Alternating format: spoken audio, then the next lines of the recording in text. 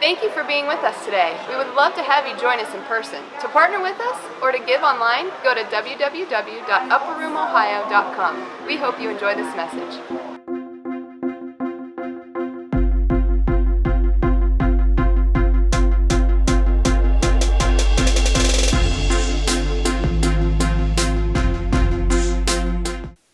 What up? How are you? Yeah, you good? I'm good, really good. So excited to be here. Got a couple cool reports, but I was just, I don't know, in a time of Thanksgiving, a time of thankfulness, there's just certain things that trigger things in me. And I during worship, and not to single anybody out, but I'm going to, I'm sitting here worshiping and just kind of almost like haphazardly just doing it and just kind of going through motions. I look over at Marla, and I'm just seeing her with just hands raised. Here she is in a wheelchair, just with a heart of worship, heart of praise. And it's like, God just kind of like, just reminded me of the small things and to be thankful. And like, I see Tony Camfarelli come here time and time again without legs. And like, these people just praise. And it's like, I have so much to be thankful for. And I love seeing people with who I would think would have trials in life, and then they're just praising. So I just admired that, and I know it touched the Lord's heart this morning. And just love your heart, Mike and Marla. There's a praise report. How many know Amy Jacquemet and her husband? I'm drawing a blank with his name right now. Jason, they were at first service, and I forgot to recognize this, but she Facebook messaged Nicole and I, and he had a severe, critical open heart surgery several months ago, and been going through the process. It might have been a year ago. I forget. It's been a good amount of time. So anyway, we had teams going down there and praying in ICU. They really didn't think he was going to pull through, and so they gave him 2 years to rehabilitate to get back to work, and they'd hold his position. And so anyway, this week he goes back to the doctor. He felt he was healed and had a word that he was healed at Pink Sunday. And they go back to the doctor today. And at best case, they were hoping for 25% of his heart functioning, which would be stable but not great. 50% is a normal heart. It's a normal, healthy heart at 50%. And he's at 45 to 50% confirmed this week.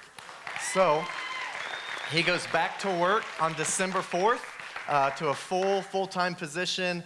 This is a guy that didn't think was going to walk out of the hospital, and now he's going back to full-time work. Yay, Jesus, right? So we know there's continual reports coming back of goodness happening in the body and what's going on. So anyways, it's a good day. It's always a good day in the kingdom, right? I'm alive. I'm upright. It feels good. So we're gonna launch a series today. So I'm really excited about this. It's been brewing for about 6 months in me. Definitely since July or so. July or August was really confirmed that we were going to do this. So it's called Every. And the principle, the basis of Every is, one more announcement. We heard word and got a little picture that a little baby Stuart was born about an hour ago or less. So there's a little baby, boy or girl? Boy, a little baby boy. So we'll congratulate them from a distance for now. So don't show up unannounced, but maybe a text or a Facebook message or something would be appreciated. So little baby Stuart, I'm sure they'll be here in a few weeks. So anyways, but we're launching a series today, and it's called Every. And it's really based off the basis in Acts 2, and we'll get to that verse here in a little bit. But every table, every house, every church, and every community. And the principle of it is really coming into, say, my relationship with the Lord. And we're starting at the table today. So the table is really communion with the Lord, communion with each other. So what does it look like for us to be so close to the Lord that I'm experiencing revival and transformation in my life, then into my marriage, then into my house? So every table, every house. So into my house, that my house is so transformed. My daughters are serving the Lord. My grandkids, these things that looks like and represents our family, our house. Then every church. So what's that look like as healthy marriages and healthy families that are experiencing revival, all coming from the seed of the revival with the Lord personally? Then it comes into the church. And what's that look like to have such a church that truly resembles the bride of Christ? What does that look like that with all the people here in our services and all the people connected to Upper Room, that we truly portray the true nature of God? The true nature, like he has 500 titles in the word of who he is. That means that's what he does and who he is. That's his nature. So the very essence of who God is, what does that look like for a church to portray a loving father, a friend, a savior, a miracle worker, a counselor? So all these things, so now our marriages, our things are coming together here now as a body that we're so healthy that people actually want what we have because it's Christ in us, the hope of glory, and we look like the beautiful bride that God's called us to be. Then all of a sudden it's every community, because now the community is not only being impacted like yesterday morning with the turkey dinners, but the community is being impacted just by the way we carry our lives, just the way we smile at the waitress, just the way that we do worship in church, and just the way that we actually genuinely love each other. What does it look like for every table, every house, every church, and every community to be transformed by the very presence of God and what his desire really is? Listen, his desire was that the whole earth would come to know him. He loved the world so much that he gave his only begotten son, that whoever believes in him will not perish, right? But have everlasting life. So what's it look like as we kind of trickle this out, that we're in such overflow, we're in such health, we're in such goodness, and we're so full of his presence that there's revival everywhere we go. Listen, Paul was so full of Jesus, so full of him that wherever he go, and Peter, people would be healed in their shadows. Now come on. They would break out of jails just by the presence of God, shaking walls, by singing hymns and just glorifying the Lord. What does that look like? So that's the series we're going after. It's going to be 4 months of goodness. So there's holidays involved. So these 2 weeks we're focusing on the table. We're focusing on what does it look like to really have intimacy with the Lord. Today it's going to be an invitation for you to have intimacy with the Father, to be consumed by his presence, to break bread with Jesus. So then next week we're going to talk about with each other. And next week we're going to talk about the creativity of the dinner table. We're going to talk about the impact that the dinner table itself has in our lives, in our culture, in our community. And also the fact that Psalms 23 says he's preparing a table before the presence of who? Our enemies. What's that look like? This week we're going to be dining with a lot of people. We might be dining with family members we really don't even like. We might be dining with people we don't agree with, maybe in their lifestyle sin. Maybe we're dining with people that, they just got a lot of junk.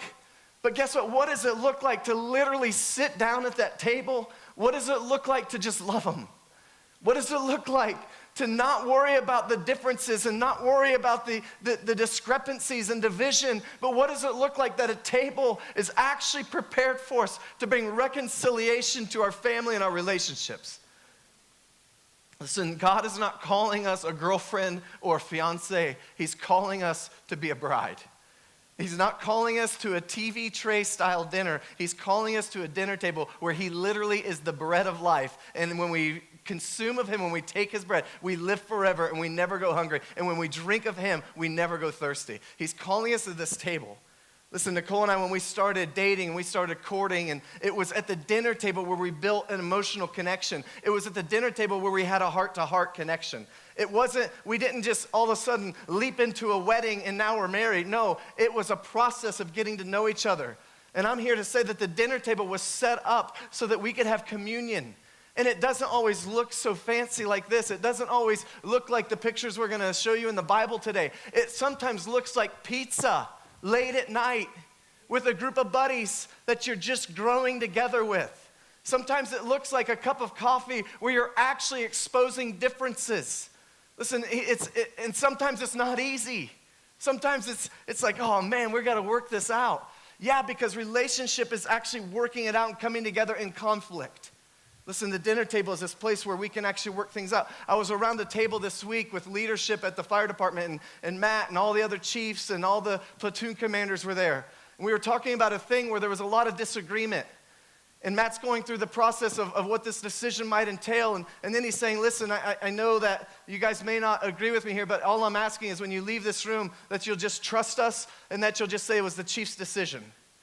So listen, sometimes coming around a dinner table doesn't mean we agree, but it should mean we have unity. So at the end, I just spoke up and I said, listen, I appreciate the freedom to disagree, because everybody was sharing their input and their disagreement in it, and with this thing going on. So there was all this, but then I said, but I also appreciate the request that we leave in unity. Listen, we may not always agree, and in our marriage, we may not always agree, and in this house, in this bride, we may not always agree, but we should at least have unity. That's the beautiful thing about coming into the bride. It's a beautiful thing about coming into a body and a community of believers where there's all these differences. It's amazing that we don't have to be a cookie-cutter church where everybody looks like Pastor Aaron. No, that would look so weird. Listen, you are your own person. You're your own gift. God gifted you. He created you. He uniquely formed you. Before you were even thought of, before in your mother's womb, He created you. He predestined you with purpose.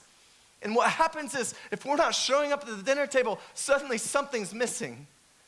So I remember the story of David, and they go to Jesse's house to find the next king. So they go to the table, and all the brothers are there, and Jesse's there, and then all of a sudden, the people finding the king, he says, hey, there's one more son. He's missing. Where's the youngest? Oh, he's just out tending the sheep. He's out doing just the work that nobody else wants to do. And all of a sudden he says, no, that's who I need at the table. Listen, you may think you have nothing to offer. You may be out there tending to things that nobody wants to tend to. You may be the one cleaning the toilets in the church. You may be the one that's just picking up that piece of trash in the parking lot. But guess what? If you're not at the table, something's missing. You belong at the table. There's a space for you. And when you're not there, there's a piece of this body, there's a piece of this bride that's missing. Everybody brings something different. But all of a sudden, when we show up, there's this beautiful potluck dinner that we all get to contribute to and add value to. When we come to the table, it's not always easy. Steve Justice and I, we had some conflict about a month or two ago. And I just remember this time we're going back and forth on text, and we're exchanging texts, and we're in pretty strong disagreement. And we're seeing things from a different perspective. How many enjoyed his word 2 weeks ago? Did a fantastic job. I loved hearing about Martin Luther, and I loved Martin Luther's desire to proclaim the gospel. I also love Martin Luther's desire to proclaim worship. You know, he wrote almost 70 hymnals, of which many of them are still sung today across churches around the world.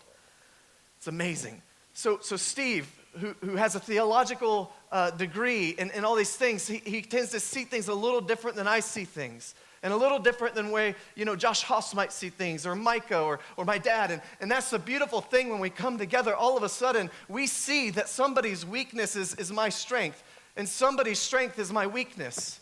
So we have this conflict, and we chose to actually pursue each other in a unified thing, in unity, rather than just create division in that conflict.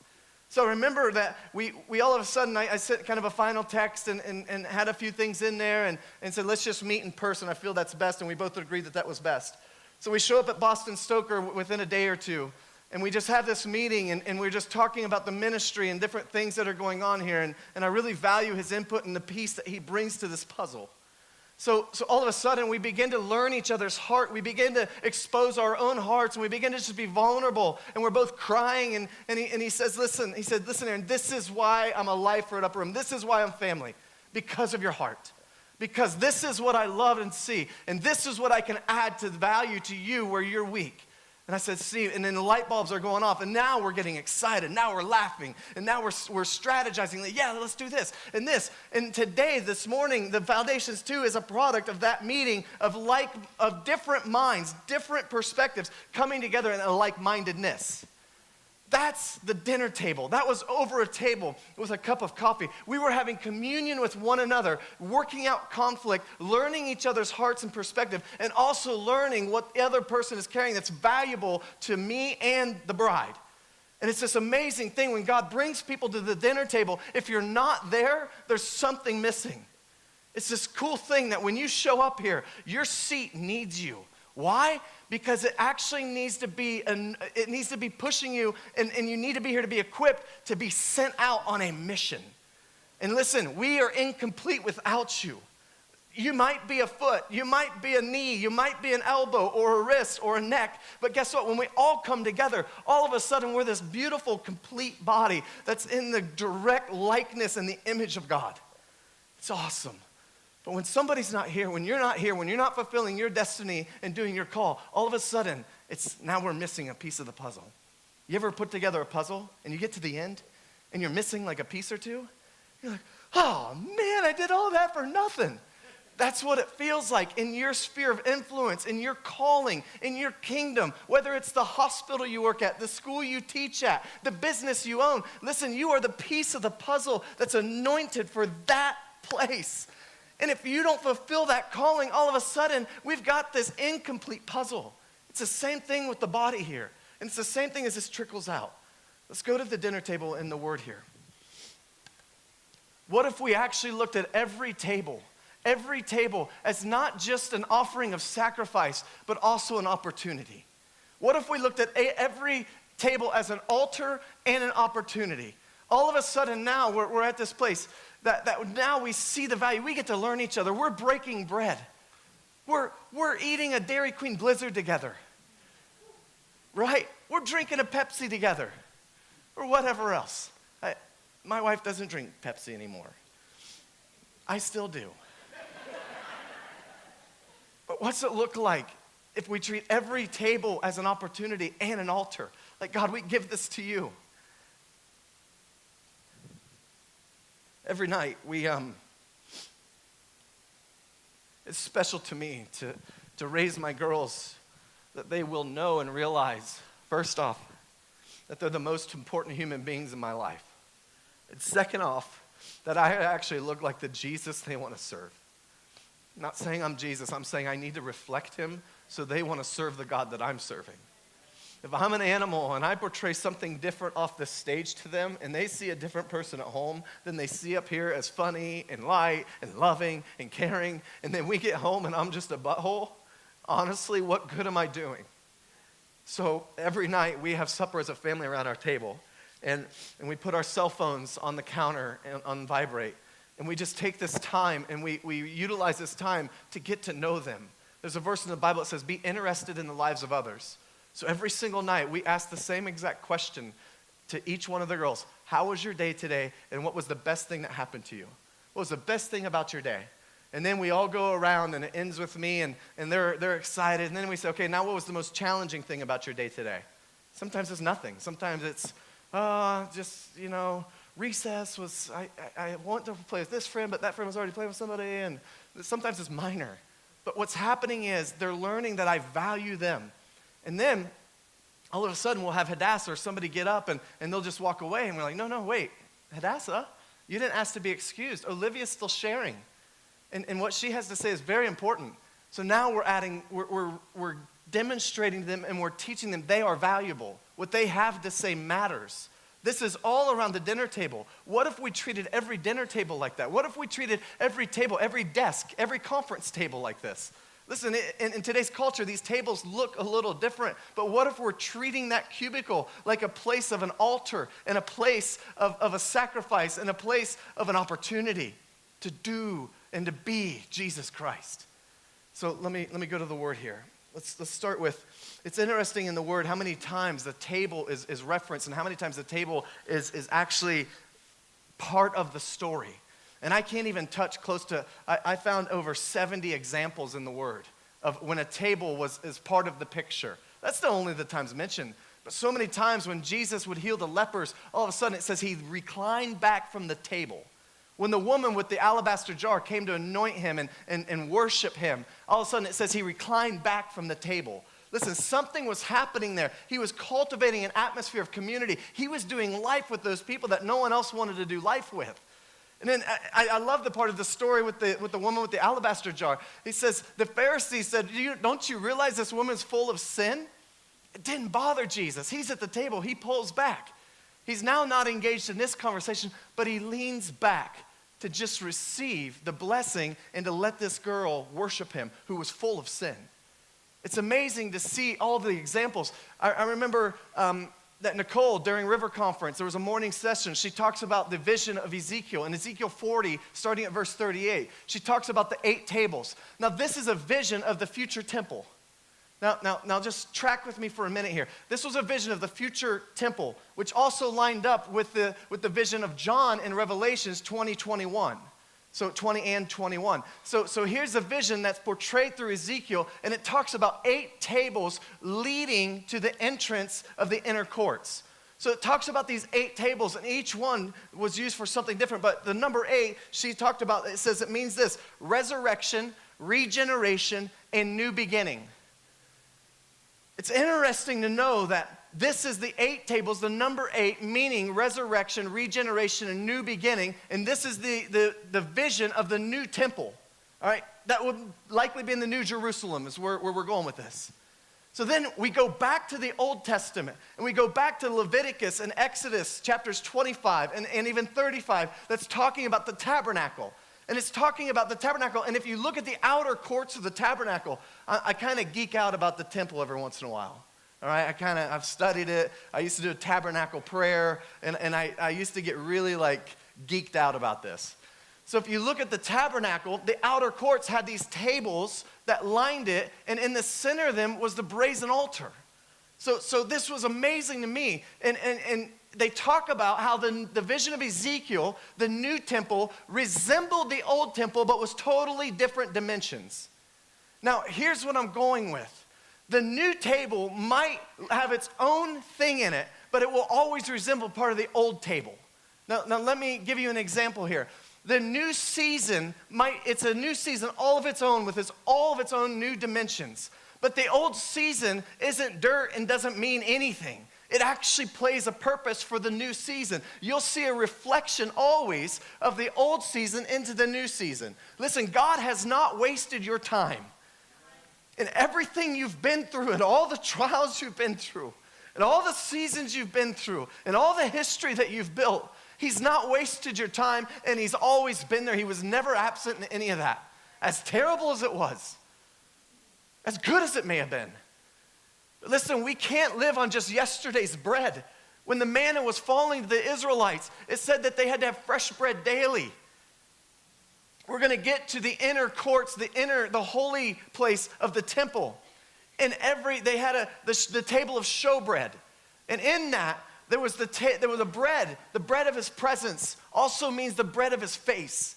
Was set there, and it was sliced into 12, representing the tribes of Israel. But it says that the high priest, Aaron and the high priest, they would go in there on the Sabbath every week and change out the bread. They would eat the bread and then put new fresh bread out every Sabbath. Listen, we can't live on yesterday's bread. We need fresh experience. We need fresh bread daily. We need fresh encounters. You can't live on just yesterday's bread.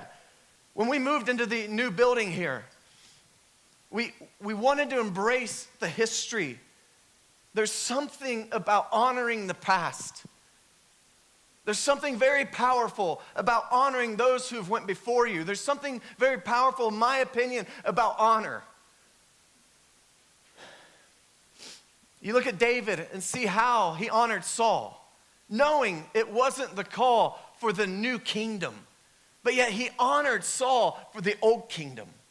Now here we get to this new building, and we're like, well, we want to embrace something.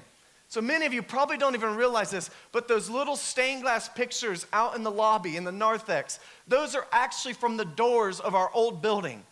Why? Because we wanted to bring something with us that we could recall and remember the old season with, because we don't want to forget it.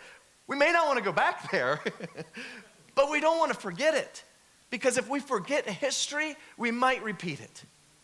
And that's what's happening in America and some of the world issues right now. We're forgetting history, so it's being repeated. But here's the thing, embracing the new means that I am content with the present.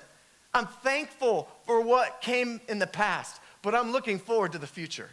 So this vision of Ezekiel tying in the new temple is actually embracing part of the old temple, but having its literally own fresh feel.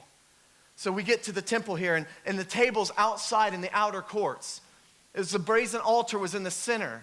And this was this basically like a courtyard, if you could imagine. It was all fenced off. And there was just a small building in part of it, on one end of it, and that was the holy place. And within that was the holiest of holies that a veil was torn. We'll get there in a second. But in the outer courts, leading up into the holy place, there was these tables, and in the center of that was the brazen altar. It was where, and those tables were being used to be prepared for the sacrifice. It's where they would bring in the sheep or the lamb. And they would actually take the innards out, and they would take the innards out, and they would put wood, and then they would put it on the altar and burn it. It's a burnt sacrifice, a burnt offering. Listen, sometimes our tables aren't easy. Sometimes our tables may not have been the easiest to get prepared or get ready, and sometimes it might be in front of an enemy or a person that we don't even want to be around. I'm just going to be real with you. I love hanging out with people that are going to sharpen my iron as I sharpen theirs. I love it.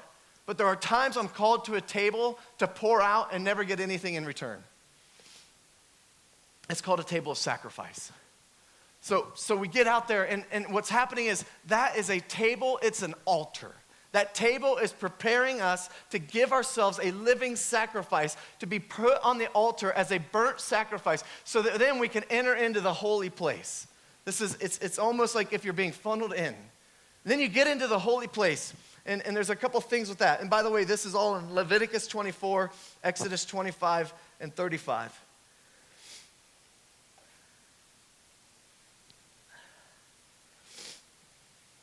So we get into the holy place, and it's literally a room. I think it was 15 feet wide, 30 feet long, and 15 feet tall. I'm going by memory. It's small.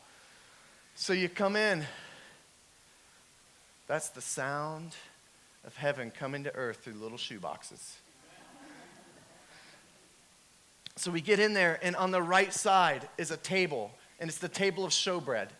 And it's the table of showbread, and in this, like I said, has fresh bread every Sabbath. And it's sliced into 12 pieces, representing the tribes of Israel. And then on the other side is a lampstand with 7 candles in it, and that's representing the light of God. So we have the body, we have the bread of life, and the light of Jesus. Now, without this light, it was the only light in the entire holy place. So without it, we'd be in darkness. So Jesus not only gives himself to be the light of the world, but he also gives himself to be the bread of life that will never be hungry again, because we'll taste and see that he's good. Now, in the center, somewhere up here, just in front of the veil that separated the holy place from the holiest of holies, in which only the high priest could go there one day a year on the Day of Atonement on our behalf. So there's a veil, which makes it so amazing when you go to the crucifixion and you realize that the veil, it says, was torn from heaven to earth, torn in two. What does that mean? That means now it doesn't take a high priest to give me access to the Lord. Now it's not just one day a year. Now I can feast on Jesus, and I have an all-access pass every day of the year, every minute of the day, as much as I want, because now I get to go to him directly. And what's amazing is it was torn from heaven to earth, meaning he's bringing heaven to earth so heaven can actually operate within us, around us, and through us.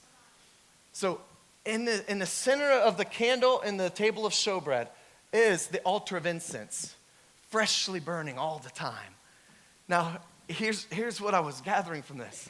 Somewhere between the light and somewhere between needing him to wash away our darkness and communing with him with the table of showbread and being able to encounter him and being able to be in his presence. Listen, this is literally meaning his presence. It's communion. It's an invitation all the time. So he's the light. Somewhere in between needing him and just wanting to be in his presence is an altar of sacrifice. Somewhere standing in the gap is this altar of sacrifice. As we face the holiest of holies, there's this place of an altar again. So outside you have an altar of sacrifice, and inside you have an altar of incense, burning, offering up worship.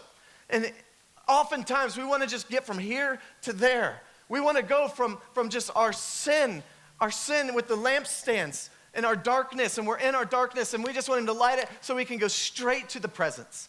But I'm here to tell you that somewhere in the midst of that, somewhere in the middle of the room, is this altar of incense where he's saying, actually, to get here to here, you need to offer yourself as a living sacrifice. You need to present yourself and submit to the Lord. Listen, he didn't just die a little bit for us. He didn't just take 12 stripes for our healing. He took them all. He died all the way. So listen, if we're over here and we say, well, we'll just die a little bit, all of a sudden, a little bit comes down, and I can only get filled up just a little bit because that's the only space I left for Jesus. Listen, I have to die all the way on this altar, whether it's the brazen altar out there or the altar of incense in here. I have to die all the way. I have to die to my flesh. I have to die to the old man and actually live in the new man. Somewhere in there is not me just living for me. It's me living for the tribes of Israel. It's me living for you as well. It's me living for my family. It's me saying yes to righteousness and yes to purity so my girls don't have to deal with that generational curse anymore. I think I'm preaching here. And I think I need some water really bad. It's twice I forgot water today.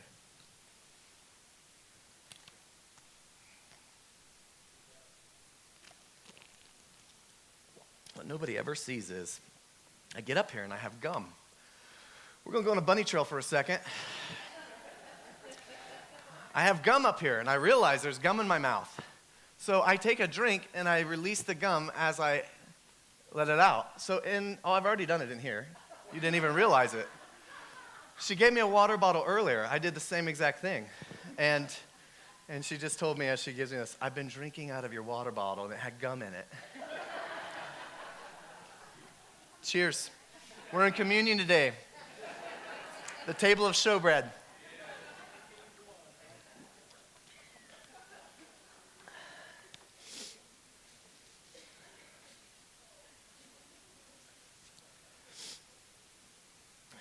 So somewhere in between the light of the world washing away our darkness and the showbread of his presence, the showbread of his face. It's a face-to-face encounter. Somewhere in the midst of there is this sacrifice where we actually die to ourselves. And we deny ourselves and we pick up our cross and we actually follow him. And we get to communion with him and commune with each other anytime we want. What does it look like if we treat every table, every moment, every secret time, secret place in his presence as an opportunity and an altar? What does that actually look like? What does it look like if we're not just rushing through buying our groceries at Kroger, but we're actually in tune with the Holy Spirit of who he wants to love that day? What does it look like if now about this dinner we're going to have with another couple, we're just asking about their marriage because we want to sharpen them and we want them to be so healthy and so transformed and so alive? What if it's not just about me getting something? What if it's about me giving something? What if it's not about just me getting value, but now I'm adding value too? What does that look like if we treat every dinner experience, every coffee experience as an intentional act of the love of Jesus? What does that look like? What does it look like in our worship time if it's not just about a goosebump or a miracle? What if it's not just about this healing, but it's sometime about just offering him at the altar of incense ourselves as a living sacrifice to just come into his presence, to just eat his bread and drink of him? What does that look like? I'm excited for next week to talk about communing with each other. But I'm so excited for the opportunity that I get on a daily basis to commune with him directly. I'm so excited to actually eat of his body and drink of his blood and taste and see that he's good and never be hungry and never be thirsty again. Let me close with a couple scriptures as the band comes. Acts 2 says this. It's 42 through verse 47.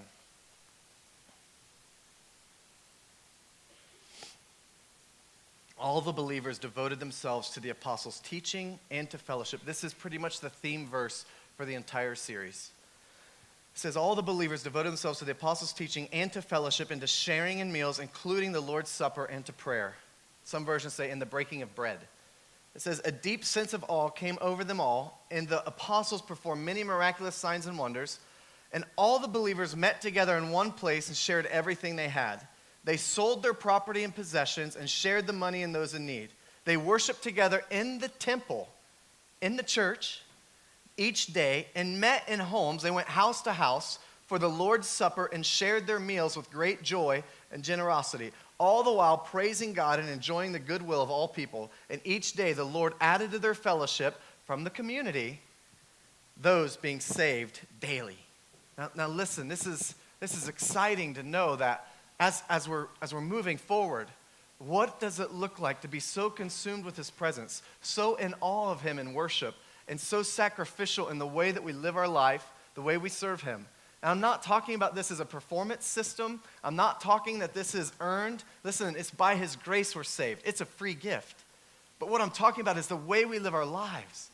And by the way, I'm really convinced that I can only love others to the extent I love myself. So I'm also not saying that you have to give it all and sacrifice your family on the altar of ministry.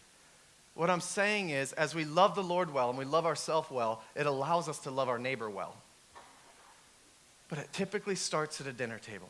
If you look throughout time, if you look what Jesus did with the disciples, we're gonna go with that. The Last Supper, what was happening? He's communing with them. He's breaking bread. He's having this experience. He says, listen, I've got to go away. But he's coming greater than me. He's making these promises. It's the Holy Spirit. He's going to comfort you and guide you. So here's this beautiful dinner table, and it's this beautiful picture of what friendship looks like, what parenting looks like, what life looks like, what companionship looks like, what trials look like. All at the Lord's Supper, if you can just pull this apart, I can imagine they're laughing. Remember the time at the table where the disciples are arguing who's the greatest? And you know the thing is, Jesus never corrected any of them. So sometimes even a little healthy competition is good. I just like to win. Just don't, Jay says, the Simmons family. Unless you've ever played cards with my wife. It's cutthroat. My wife has literally cheated at guess who to beat our daughter Chloe when she was about 3 or 4 years old. It's sad. Why don't you stand with me?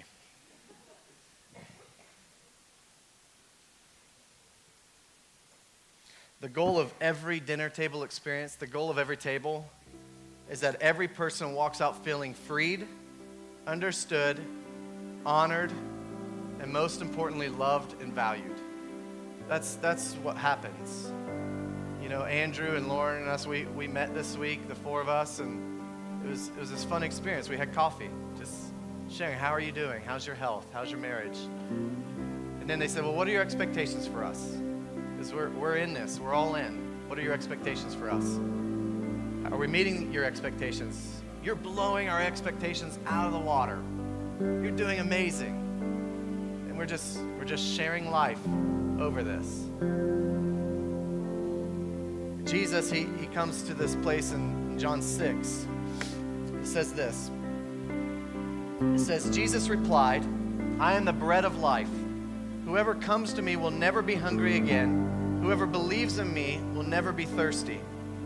But you haven't believed in me, even though you have seen me. However, those the Father has given me will come to me, and I will never reject them. For I have come down from heaven to do the will of God who sent me, not to do my own will. And this is the will of God, that I should not lose even one of all of those he has given me, but that I should raise them up at the last day. For it is my Father's will that all who see his Son and believe in him should have eternal life. I will raise them up on the last day. Listen, in the beginning, it started with a marriage. It started with a family. And in the end, it's going to end with a marriage, and it's going to end with a family. It's called Jesus the Groom is returning for his bride. So it started with Adam and Eve in the garden, and it's going to end with a bride and groom being married on the rapture. He's not asking us right now to be a girlfriend or a fiance. He's asking us, you, to be a bride. He's asking you for intimacy. Let me just throw it out there. He's not asking to be friends with benefits, and he's not asking you for the pleasures of the bedroom. He's asking you for the emotional heart connection for the bedroom. He's calling you into the secret place, the chambers of heaven. But it starts at a dinner table. He started with the disciples at a dinner table. He started, with an invitation at the tabernacle, starting at the tables of sacrifice and coming into the table of showbread. It's moving from sacrifice and me living for me, giving it all up, so now that I can be in his presence and live for him. It's this beautiful picture of what a groom and a bride looks like. Listen, Nicole and I started dating, and we were going to Applebee's. It was our favorite place. It was amazing. They had this Bobley bread that was just awesome. Anybody else remember that? Yes, it was so good. They should have never got rid of that. So we would sit there and we would break bread together, and what's happening is we're learning each other. We're learning the mysteries of each other. And in the moment I realized that she was not a salad kind of girl, I was sold. I was in love. We're breaking bread and eating hamburgers together. And oh, she loves blizzards as well. I'm all in. Listen, that's what the invitation is for you today. It's for the intimacy of God. And I'll be honest, some of us, our dinner experience and the visions that we have with God, it might be pizza. It might be a blizzard. I don't know. It's okay to have fun with the Lord. But here's the thing. It's all about the intimacy with the Lord. It's calling you to be a bride, not a girlfriend. He's calling us to be a bride. And it starts at a dinner table with him and with each other. So I'm just going to pray for you. And then what we're going to do is we're just going to allow you an opportunity to just have that face-to-face encounter. Allow that time, the table of showbread, the table of his presence experience. So God, I thank you right now. I thank you for every person in here. I thank you for your presence. I thank you that you are the bread of life. I thank you for every dinner table. I thank you for every coffee table. I thank you for every table that is not just an altar, but also an opportunity. I thank you that we can live so sacrificially and so apart from ourselves to live with you, Jesus, to commune with you. The table of showbread was an open invitation, Lord, for us to dine with you, to commune with you, to break bread with you, to eat of your body every day, God. Fresh bread, fresh manna. God, I thank you for that. I thank you for the power of communion. I thank you for the power of breaking bread. I thank you for the power of your presence, God. God, I thank you for the power of sacrifice, that we can die to ourselves in such a way we're all the way emptied out, that you can fill us up and our cups runneth over to the point of overflow and dripping and leaking out on everybody around us to reveal your true nature and how good you really are. God, I thank you for your presence. I thank you for the table. And I thank you that you're the bread. I thank you that you're also the light.